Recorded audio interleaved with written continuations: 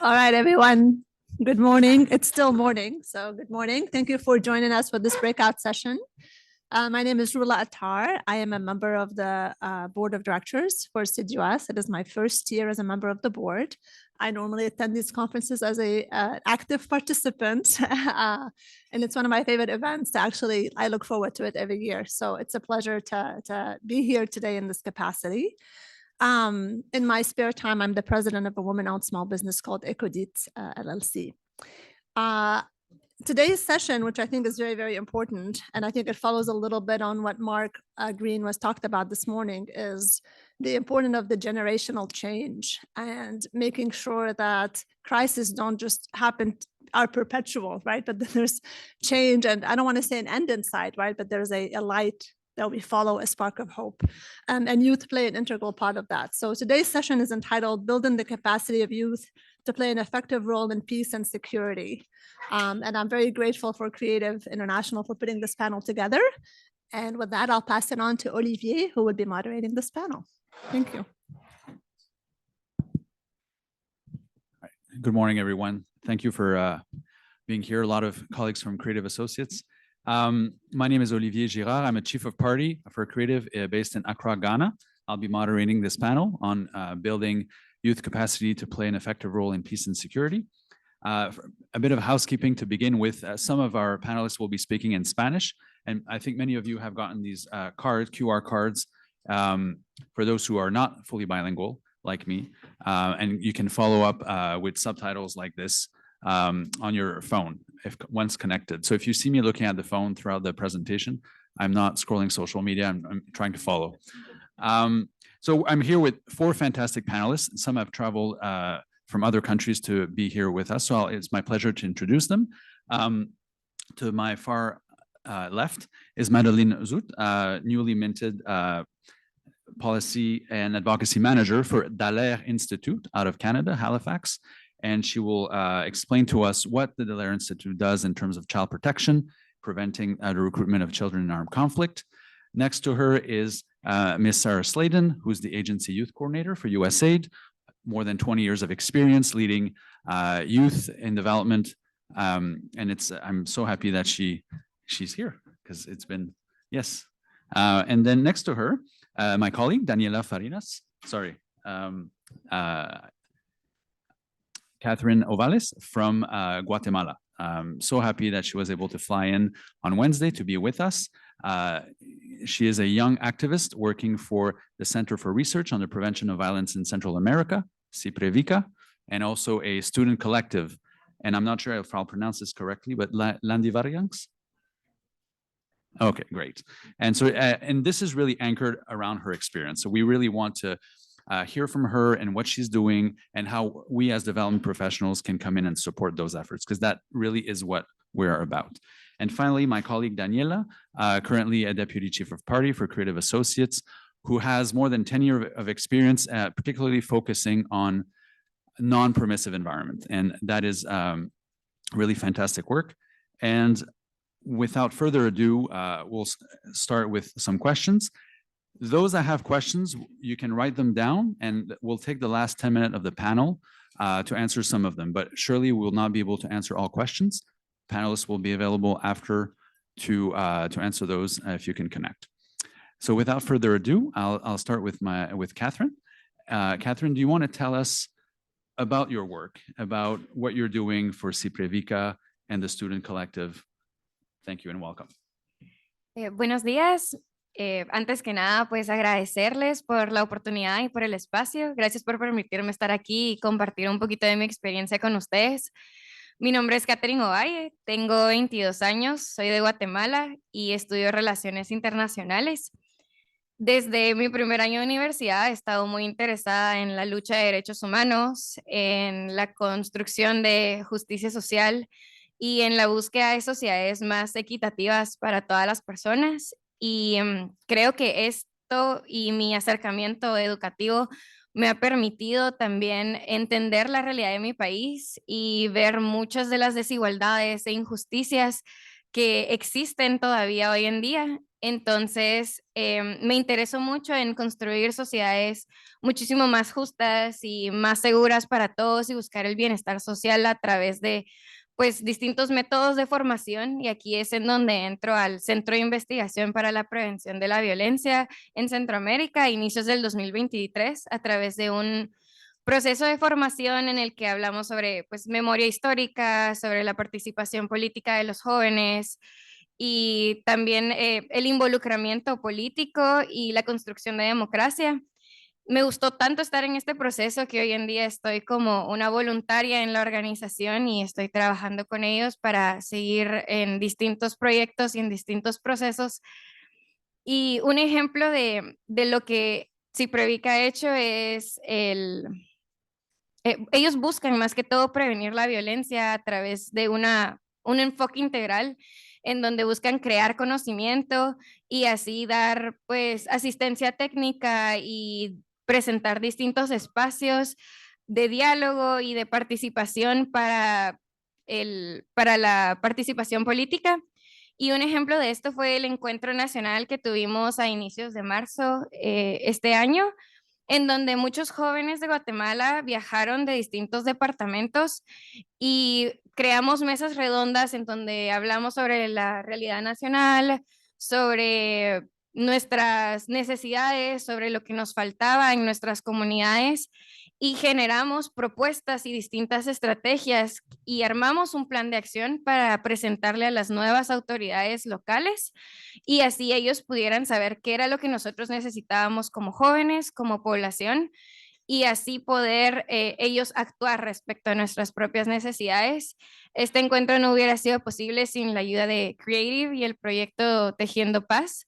Entonces también estamos muy agradecidos con ellos por eso.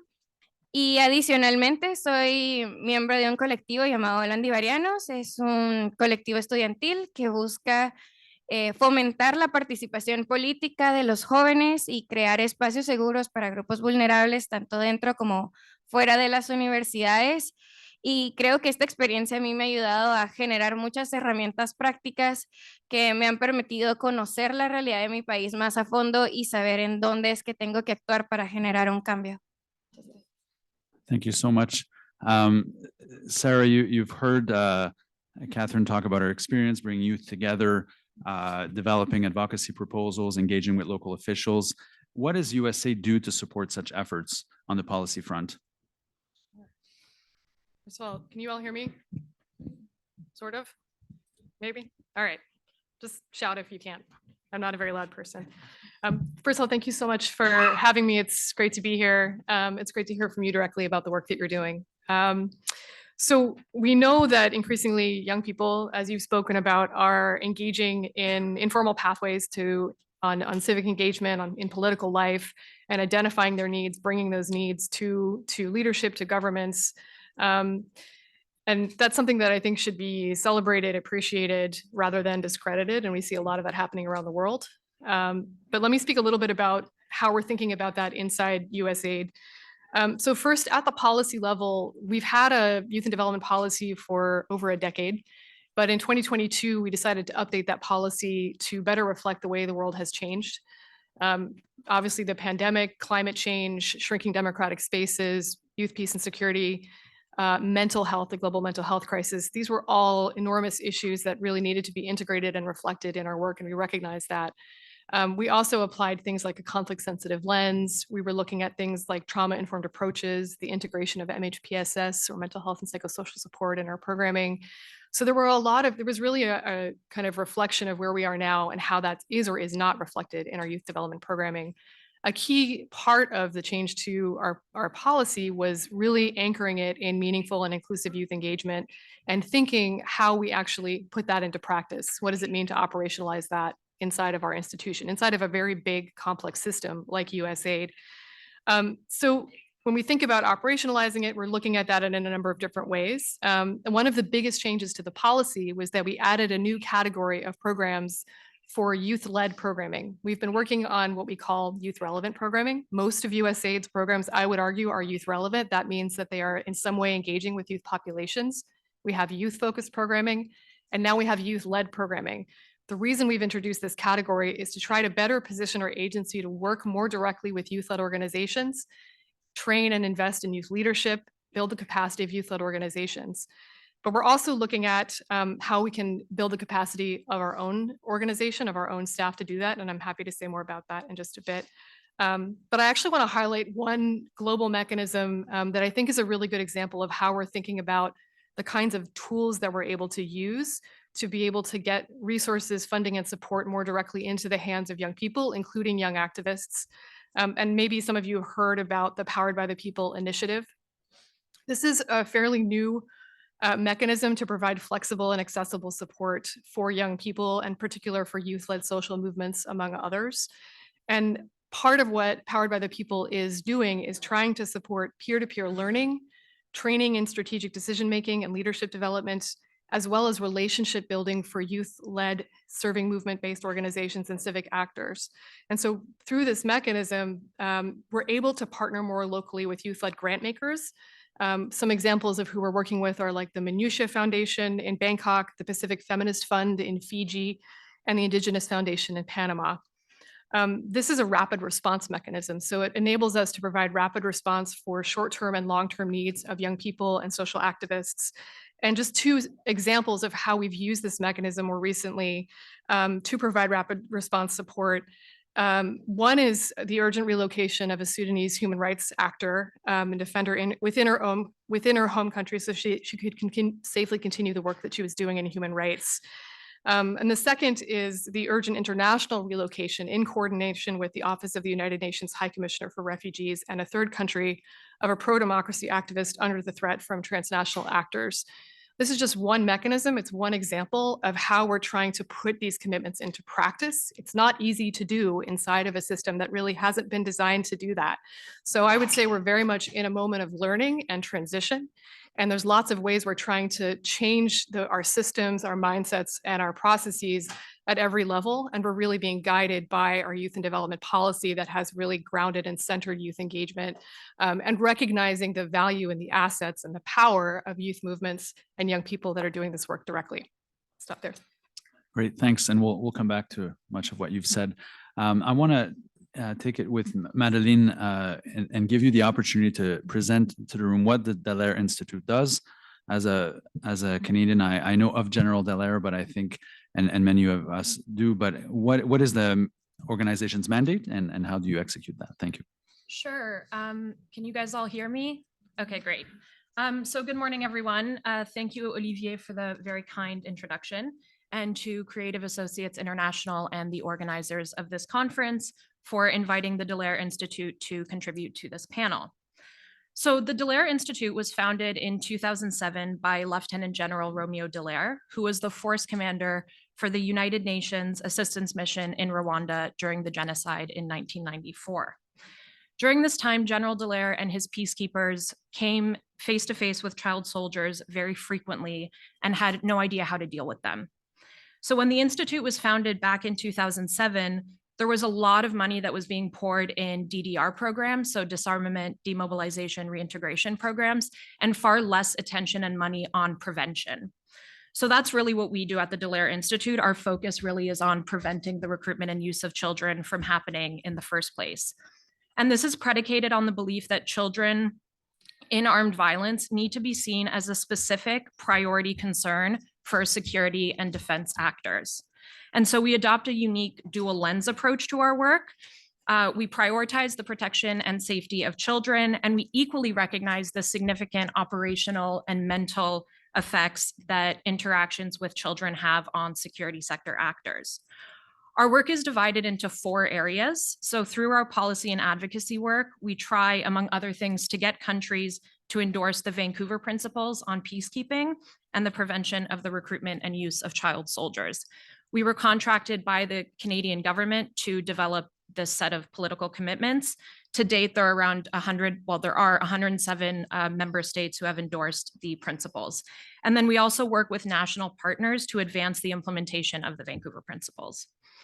Our research team works on understanding early warning signs of recruitment and use, and how these early warning indicators can be translated into early action to prevent this grave violation from occurring in the first place. I would say that what really sets us apart from other like-minded organizations is our capacity building work. So in partnership with training institutions, we deliver prevention-oriented scenario-based trainings to military, police, and civilian personnel to prepare them for operations in zones where children may be used or are highly likely to be recruited. We help them develop better policies and strategies to limit and prevent child soldier recruitment, and finally, to improve the overall security sector interactions with children. Finally, our community engagement work focuses on facilitating dialogue between security sector actors and members of communities so that community perspectives are integrated into the security sector response. This helps empower children and youth by ensuring that their voices and perspectives are heard and incorporated into how the security sector deals with these issues. Thanks. Great, thanks. And we'll hear more about some of the challenges in a few moments. I want to go back to Katherine.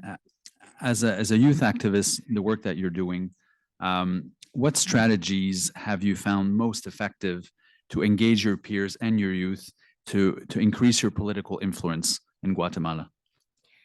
Pues definitivamente la promoción de formación política y cívica en el país.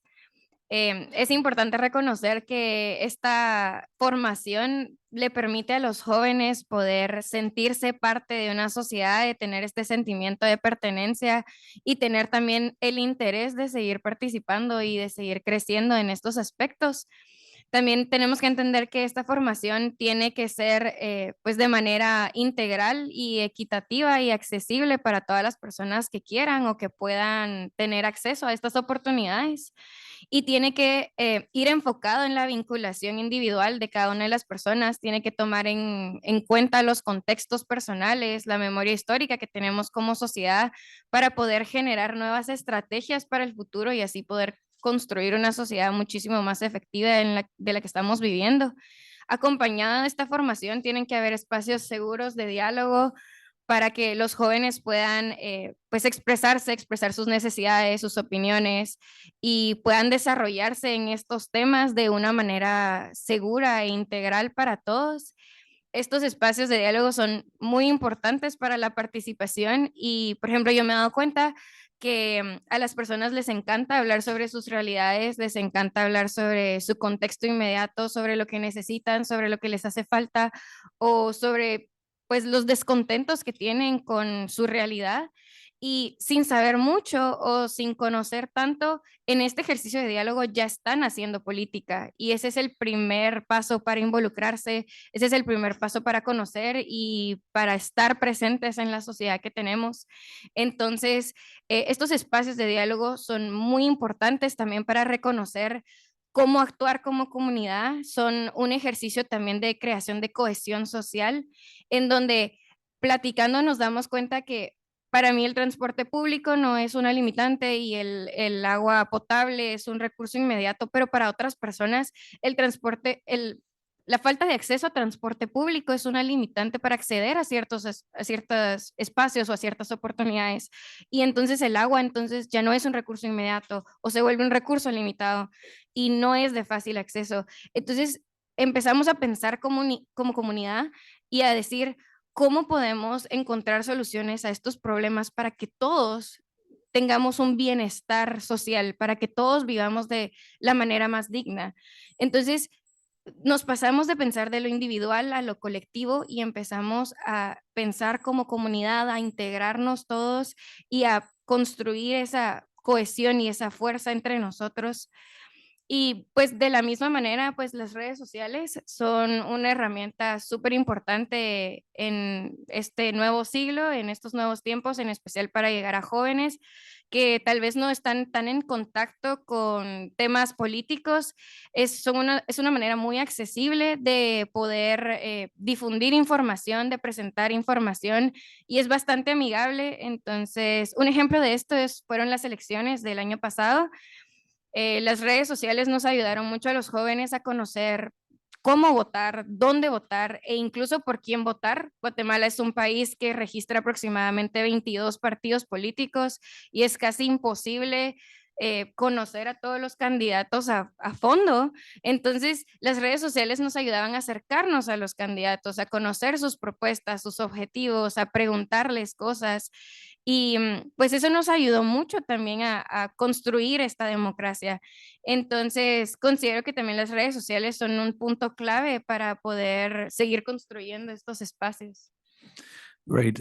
Daniela, you heard Katherine speak about this work of convening young people, building dialogue spaces, building political consciousness, doing some trainings, using social networks to increase their knowledge of political parties. How do you deploy this kind of work targeting young people to increase their civic engagement in very non-permissive environments?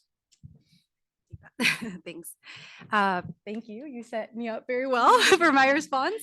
And so I think very similar to what Katherine's saying, the importance of this distinguishing between political engagement and civic engagement, and understanding that the knowledge that they're acquiring, the spaces for participation, the social cohesion are critical elements to forming that political engagement, even if right now you're not engaging in anything particularly political, like you mentioned. And so in non-permissive environments where there's limitations that are posed to that political engagement, it's important to differentiate and get back to those elements and the foundations that bolster democratic societies. And so strategies that we have found effective have centered around enhancing civic knowledge and then creating safe spaces for civic practice. So some of this includes creating a politically neutral civic engagement curriculum and integrating it as part of larger soft skills training. So young people have access to a lot of the skills that Katherine was talking about and can build their civic mindset, but then diversifying the opportunities for practicing those skills and doing that in safe ways where there's a lot of oversight and restrictions, right? And some of that is peer-to-peer learning, peer-to-peer exchanges, digital communities, and understanding that digital communities offer a safe space for young people to dialogue, to be exposed to new perspectives that maybe their geographical, physical limitations present, but then also leaning into the cultural identity and exchange and preserving that cultural tradition as a fundamental piece of a democracy. And so another example I think we can provide is radio programming, right? That offers reach and access to a lot of communities where other forms of media might be limited. It's also a great platform for storytelling, for preserving language, and for raising local issues. And so it creates this opportunity where local voices, diverse voices are being heard and being amplified. And that's a core value of the diverse richness of democratic societies. So I think when we're thinking about it, just kind of like pulling it all back together, this combination of the civic knowledge and the civic participation has the potential to cultivate, as Katherine mentioned, cohesive societies, build back trust, especially where communities have been faced by oppressive regimes that have broken that trust. And so as we slowly begin to rebuild the trust with communities, they form stronger networks, even if they're at hyper-local levels. They gain more access to assets and to skills that contribute to their overall resiliency, and ultimately, if done well, allows them to put these values into practice and start to set up a really strong foundation for a future democratic transition. Great, thank you. Sarah, I'm wondering if you can build off on what you've heard so far from Katherine and Daniela in terms of opportunities to promote youth leadership in terms of specifically peace and security. Yeah, I think, thank you. I think as you were speaking and you were highlighting some of the approaches, I was reflecting on the three objectives of our youth policy, which is access, participation, and systems change. And also just having come from a training this week with our staff on positive youth development, we spent a lot of time talking about safeguarding and protection and using things like safe spaces, for example, as part of that approach, but also reflecting on just how incredibly dynamic the world is right now and that these contexts are that we're working in, including the kind of mixed outcomes we've had from the rise of digital development. Yes, like this is an incredible tool for reaching young people, for engaging, for having those spaces to connect and network. We've also seen a tremendous increase in mental health challenges, in targeting and harm directed at young people in digital spaces. And it's moving so fast that it can be hard to keep up and respond quickly enough. But I think just reflecting, kind of taking a step back and kind of a bigger picture on our efforts to support young people, I really think, and this just when I hear you talk about your work and you like getting out of the building and kind of seeing like how these theories are playing out in real time, that it's really not enough to simply encourage youth leadership in these sectors, in peace building in particular, because the reality and what we're seeing is that far too often when young people show up, they are met with barriers to meaningfully participate. And sometimes these are structural. And that means including facing limited access to relevant or youth-friendly resources or opportunities to skill build, even just transportation to get to the places they're trying to move to. Or worse, they're met with, I think, stigma or social behavioral barriers, sometimes that we put up. And this includes being discredited or being met with hostility or even facing significant threats to their safety. You're working in a really complex environment. And so I think if we're serious about this, about leadership, and really trying to bring to life these, I think, very good policy commitments as funders, as implementers, as advocates for young people, then we need to be ready not only to recognize and support young people's leadership, but to actually find ways to make space for young people's leadership and contribution when they do show up, working within and alongside our organizations. You talked about bringing an action plan to your leadership. What happens when youth meet us there and say, these are our needs, these are the things that we wanted to do and want to see happen? I think that that's an enormous opportunity. It's why at USAID we have shifted over the last decade the framing of young people as a problem to young people as assets who have agency, who have power. But how our systems show up in that moment and receive young people in our decision-making spaces, we have a lot of work to do. And that work is both around mindset shifts and behavior change. It's also about the structures, like inside our own building, inside our own systems, lowering the barriers to acquisition, to funding. We're not easy to partner with. We're really complicated. We're pretty expensive. We're not built for that. But that's why I highlighted the mechanisms that we're starting to test and try. We have to figure this out. And I think if we can do it with young people, then there's a knock-on benefit of the way that contributes to all of these larger goals that we're trying to pursue around inclusive development, around locally led development. I think if we want to operationalize these commitments, we have to start earlier. We have to start with young people. That is the drum I am beating from my office. But I think this is just like, Katherine, you being here and talking about the work that you're doing and the way that young people coming together formed opportunities to create networks and connection. It's just one of many, many, many examples of what this can look like in practice and what an incredible asset and opportunity it is for all of us. But I think we really have to shift mindsets and systems to be ready to meet that moment. And I think that's the moment that we're in right now globally. Great. And going over to Madeline, you mentioned the Dallaire Institute conducts research, does advocacy, huge capacity building component. How do you make sure that young people feed into these processes and are not only heard, but contribute to the design and implementation of those efforts? Sure. Thanks, Olivier. So I'm going to briefly talk about a project that we piloted in Sierra Leone back in 2012, because I think it does a good job of illustrating how we do this. So I'm sure many of you here know Sierra Leone went through a brutal civil war that ended in 2002. And it's estimated that around 10,000 children were recruited and used as child soldiers during that time. In the aftermath of the war, youth unemployment rates were still very high. Access to quality primary education was very low. And around 67% of Sierra Leoneans were living below the poverty line.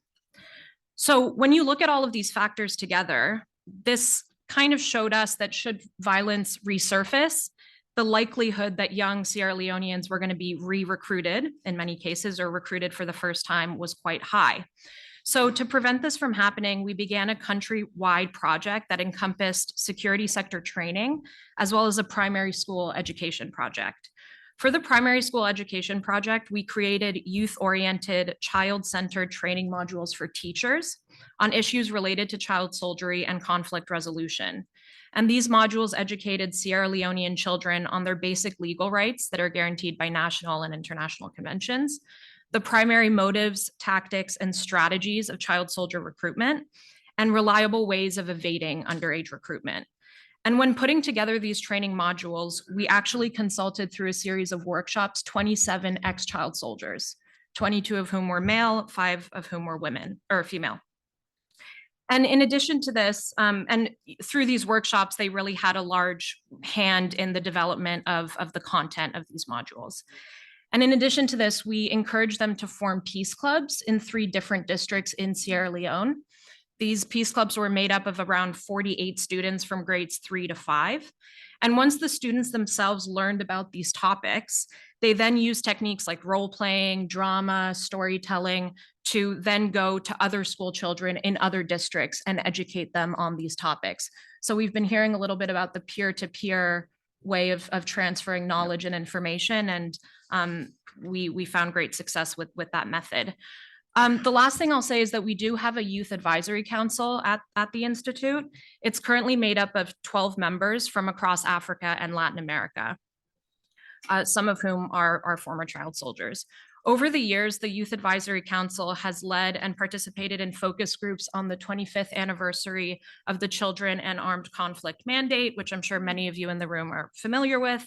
They've published commentaries in our research journal on children, peace, and security, on recommendations for advancing the CAC mandate. They've helped shape the development of our youth engagement strategy, and they've presented their own research at our annual international conferences, which then we use to feed into our research that we do at the Institute. Most recently, they helped us draft the 4th edition of our handbook for defense and security sector actors on the prevention of the recruitment and use of children by armed forces and armed groups. For the sake of time, maybe I'm just going to stop there. But if you are interested in hearing more about the work that our Youth Advisory Council does, especially members of our Youth Advisory Council in their own communities trying to bridge the gap between youth and security sector actors, I'd be more than happy to talk to you about some of that work. I did just want to pick up on something that Sarah said. Young people being viewed as problems. That we see this a lot with security sector actors, and it is a challenge to try to change that mindset. But I'm confident that we'll manage one day to do so.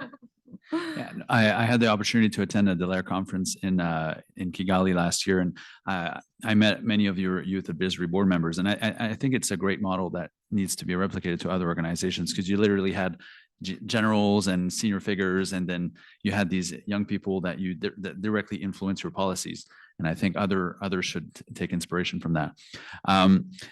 Going back to Katherine, so you talked about the work that you do. I'm curious to hear you about the challenges, the gaps that you're seeing.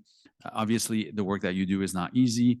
Where do you see your knowledge gaps or the challenges that you're facing, you and your peers, in trying to advance youth influence in politics and others?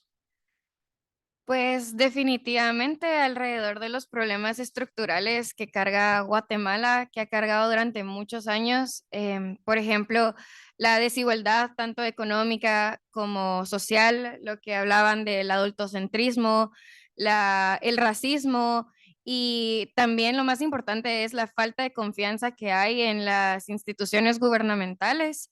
Estos son obstáculos que la gente tiene que pasar para poder pertenecer a espacios de participación, a espacios de integración y a espacios en donde pues realmente tengan pues una voz o algo que decir. Entonces, estos problemas más que todo van acompañados también de la falta de educación que existe alrededor de todos los temas políticos y alrededor de todo este como sentido político que hay, ya que pues las personas no saben de qué se está hablando, cómo abordar lo que se está hablando, y eso genera pues una marginalización en donde las personas ya no se quieren involucrar porque no tienen el conocimiento o las herramientas suficientes para involucrarse. Y pues también creo que en Guatemala también existe un discurso de nada realmente va a cambiar, y si tiene que cambiar, no es mi responsabilidad cambiarlo. Entonces, esto genera una separación entre el deber cívico, entre la sociedad y el gobierno, por ejemplo, lo que nosotros tendríamos que hacer como ciudadanos para exigir nuestros derechos y nuestras necesidades. Y esto también va acompañado del rezago que nos dejó el conflicto armado interno que tuvimos en nuestro país. Fueron muchos años de violencia y de promoción de criminalización y de persecución de líderes políticos, comunitarios y estudiantiles, que generó una cultura de silencio hoy en día. Entonces la gente tiene miedo, la gente no se involucra porque sigue teniendo miedo, y es algo que constantemente vemos. Por ejemplo, en los últimos 2 gobiernos tuvimos mucha censura en los medios de comunicación. Tuvimos otra vez criminalización y persecución de líderes comunitarios, líderes estudiantiles y líderes políticos, y esto genera un nuevo problema para generar nuevos liderazgos, para hacer que las personas vuelvan a entrar a la política, que se sigan interesando, que quieran seguir participando. Ya no podemos porque existe este miedo, esta cultura, y es muy difícil pues reponerse de eso. Y creo que como jóvenes solo tenemos una pues gran expectativa para el nuevo gobierno. Esperamos que sea una etapa nueva de donde haya más libertad, un poquito menos de miedo, más participación, y pues que no se vuelvan a repetir los errores que se cometieron en el pasado. Great. Daniela, Katherine walked us through the culture of fear, the history of repression, challenges that on the ground. You're also looking towards lawmakers and decision policymakers. What challenges do you face in convincing them that working on civic engagement is a useful pathway to political engagement in the future? What value does engaging on civic engagement in these non-permissive environments, what value does that add to this longer term view of democratic change and a more open society? Is that what word? Yeah. Thank you. Well, I think first, emphasizing again the fundamental values that are at stake, right? At the core of democracy is the principles of protecting the rights and freedoms of everyone, no matter how hard that may be. And so I think when we're looking at the challenges that are faced in this non-permissive environments, particularly the human rights violations that are rampant, I think our duty to uphold those democratic values becomes amplified. And so in the spirit of hope and sparks of hope today, I would say that offers an opportunity still for us to really expand our understanding of how we strengthen democracy and how we strengthen governance, and move a little bit beyond this political constitution and political engagement and refocus on democracy that delivers for youth and for communities. And it might be gradual, but it's transformative and it's sustainable. In terms of value add, I would say that many of these regimes flourish on fear, like Katherine mentioned, fear that is sustained for years after the regime's gone. They foster isolation and they promote climate where dissent is suppressed. And so if we allow the normalization of these values and do not create even the smallest of outlets to counteract these ideals, well, then we fail to uphold our democratic values and really undermine a future opportunity for democratic transition. So I will say it may not be possible to enable fair elections. It may not be possible to have political engagement in these types of environments, but we can create civic engagement. We can work on cohesive societies and we can promote social cohesion where these communities practice these ideals, build their civic culture. And over time, we hope it's a long-term strategy that prepares these youth in the communities to transition to a democracy and allow for the collective to resolve and defend the rights of everyone. Great. Madeline, you spoke about the challenges of working with security forces, and often they see young people as a problem. What other types of challenges do you face in advocating for the prevention of recruitment of children in armed conflict? Yeah, thanks. That's an excellent question and one that I spend a lot of time thinking about and reflecting on. So the first thing I'd say it has to do with the advocacy that we do around our early warning to early action work. So every month, our team of researchers puts together a worry list, which flags to us situations where recruitment and use is highly probable. We then try to translate this early warning into early action by working with key partners to identify viable responses to preventing the recruitment and use of children. The challenge here is that we're asking decision makers and donors to trust our predictions. And we can't provide the same level of evidence of our claims that we could if we were asking them to respond to something that was already occurring. The second related challenge has to do with the political sensitivities around the naming and shaming of the recruitment and use of children. Governments are very sensitive to anything that might shine a light on issues that they don't want to draw attention to. So our efforts to draw attention to a given issue like recruitment and use may be seen as a threat to a government's reputation, which can make our work often challenging. Finally, the third challenge has to do with advocacy around prevention work more generally. So we have clear and very persuasive evidence that violence against children is associated with substantial social and economic costs. All of my panelists have kind of alluded to this in their presentations. And actually in 2022, there was a consortium of agencies, I'm sure many of you saw the report, that actually came out with information that, among other things, violence against children has economic costs that can be as high as 5% of national GDP. So we obviously know that preventing violence against children has large social and economic dividends. And even so, it can be a challenge to get our partners, whether it's a government or a donor, to invest in upstream prevention efforts because there are so many critical competing priorities. Crises draw attention, and with that comes resources. A non-crisis doesn't have the same kind of draw. And so while we may say this will become a crisis, we're again asking them to kind of trust our admittedly imperfect predictions. Great. And I know time is flying. I want to ask one more question of Sarah. And you've mentioned wanting to increasingly work directly on youth-led development with youth organizations. One challenge we're often facing is when partnering with youth organizations, in my case, in coastal West Africa, we encounter youth organizations that are led by 40-year-olds, 50-year-olds, people that have been there in those positions for decades, and real challenges in supporting transitions within those organizations. And so I'm wondering, from your perspective, where you're seated, what kind of efforts can an agency like USAID do to support these youth organizations, ensure successful intergenerational transfers of power within them, how to also take young people that have grown up and transfer them out? What are the, in French, passerelles, how do we ensure that they have a future beyond the youth organization that they are currently leading? Great, so a small question. Yeah, 30 seconds, please. Okay.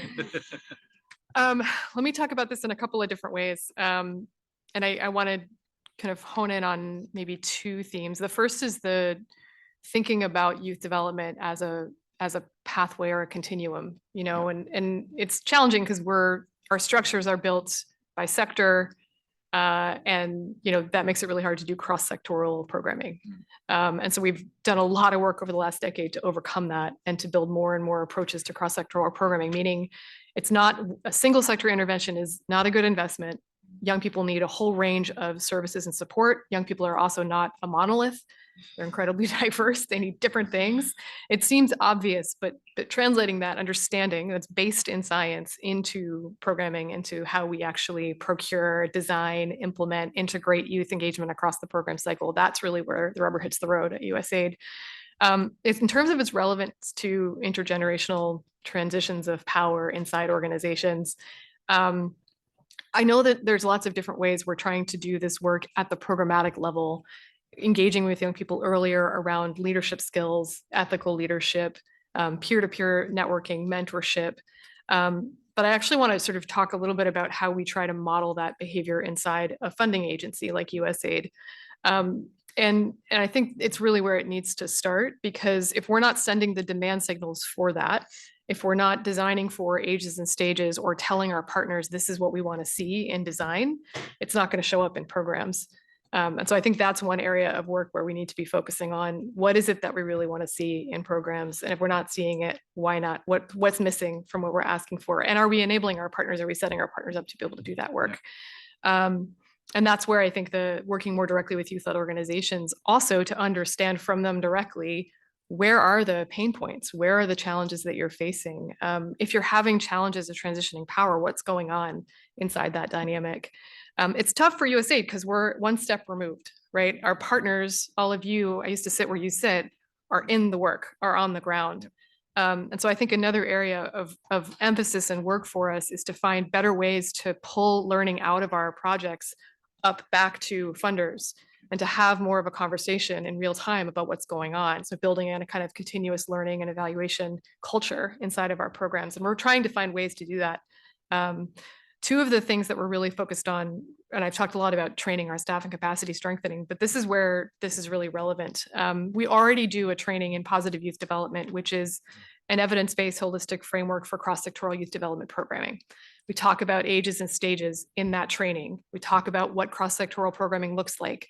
We address the elephant in the room, which is how do you get your DRG team and your global health team and your education team to bring their funding streams together and share indicators and figure all of that out. It's not easy to do. The second workshop that we piloted last year for mission staff is on meaningful and inclusive youth engagement. And this really takes the idea of the positive youth development framework a step further.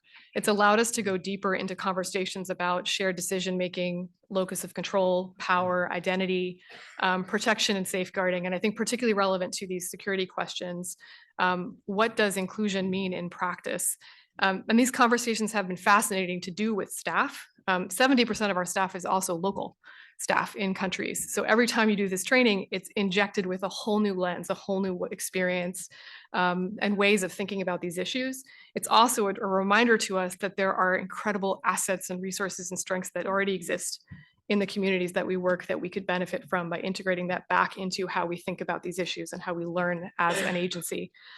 So those are the two capacity building pieces.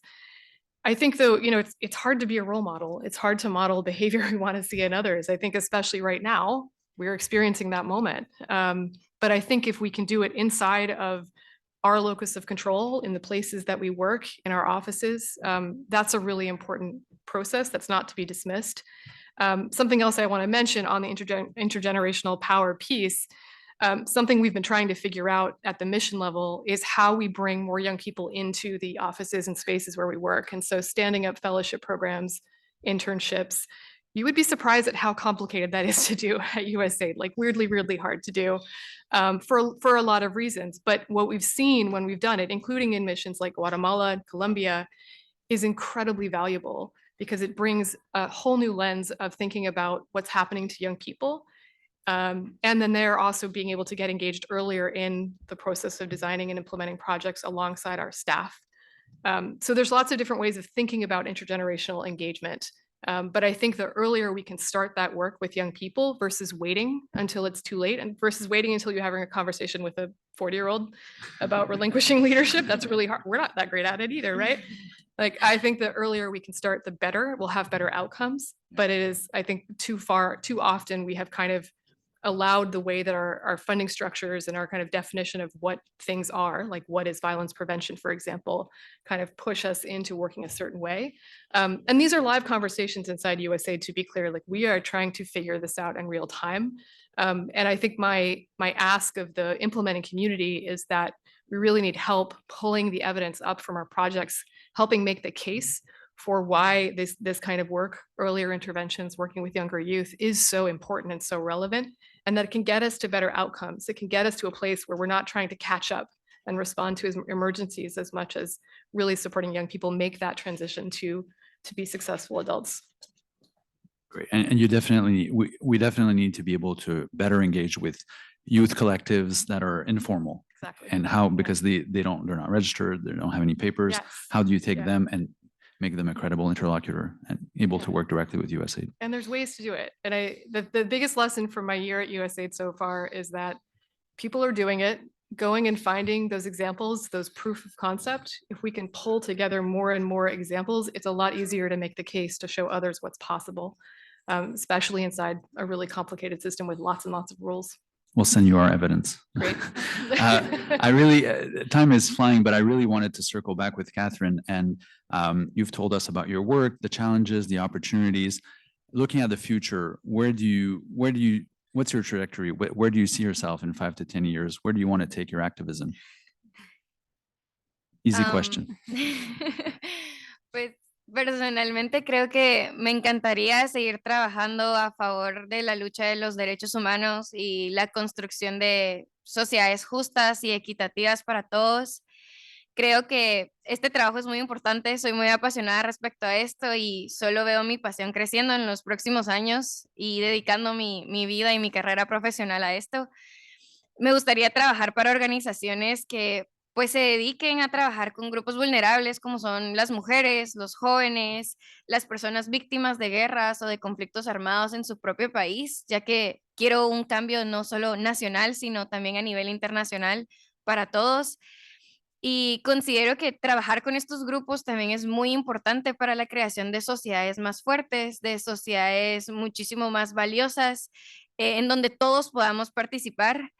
Creo que agradezco mucho también estar aquí, seguir participando en este tipo de espacios como el que estamos compartiendo el día de hoy y ayudar también a crear espacios seguros para las personas para que puedan seguir expresándose, para que puedan seguir pues participando, construyendo democracia, interesándose en esto de los derechos humanos, de la política y de las necesidades para construir una sociedad que se enfoque en el bienestar social. Y para mí eso es muy importante. Creo que por último me gustaría ser una voz para todas las personas que sienten que no tienen las capacidades o las herramientas necesarias para tener o desarrollar su propia voz y de manera conjunta seguir luchando en contra de las injusticias que seguimos viviendo hoy en día, ya que a pesar de que nos queda un largo camino por recorrer, creo que esta sala es pues evidencia de eso. Hay muchas personas que seguimos trabajando por la lucha de derechos humanos, por la lucha de una mejor sociedad, por un bienestar social equitativo y creo que eso es lo más importante. Gracias. Great. Well, can you help me congratulate and thank our 4 panelists for this great conversation?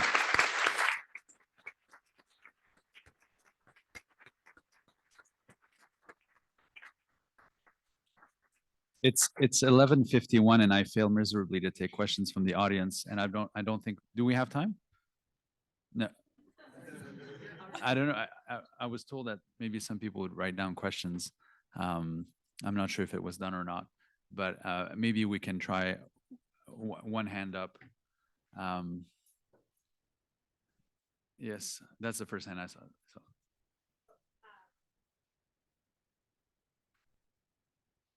Thank you. Really interesting presentations. I just wanted to mention gender, and just because we know that violence affects young women, girls very differently than young men and boys, and like the whole child soldier issue is really grounded in masculinities. And so just wanted to know how you approach gender norms. Thanks. Madeline, do you want to start? Yeah, so obviously gender is mainstreamed throughout everything that we do. One of the reasons why we actually, I know I used it a lot in my presentation, but we tend at the Institute to shy away from child soldier and say children recruited and used instead, is because what is the first image that comes to mind when I say child soldier? It's typically a teenage, I hate to say it, African boy holding an AK-47, right? That's the image that child soldier kind of conjures up in all of us.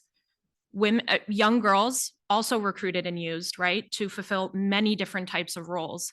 If you look at an issue like conflict-related sexual violence, also affects boys, right? But when we say gender-based violence, we tend to, because of the advocacy around the issue in the last 30 years, we tend to conflate gender with women's issues. So that is something, especially in our research, that we're always paying attention to, and we're always, making sure that we're questioning assumptions, right? And thinking about things in a critical way. Thanks. Great.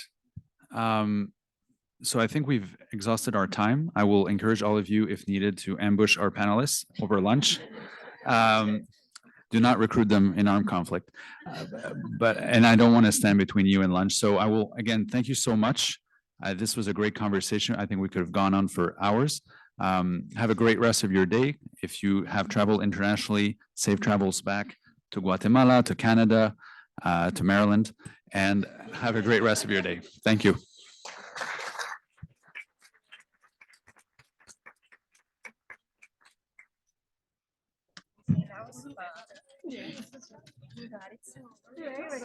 Siempre es fácil. Okay.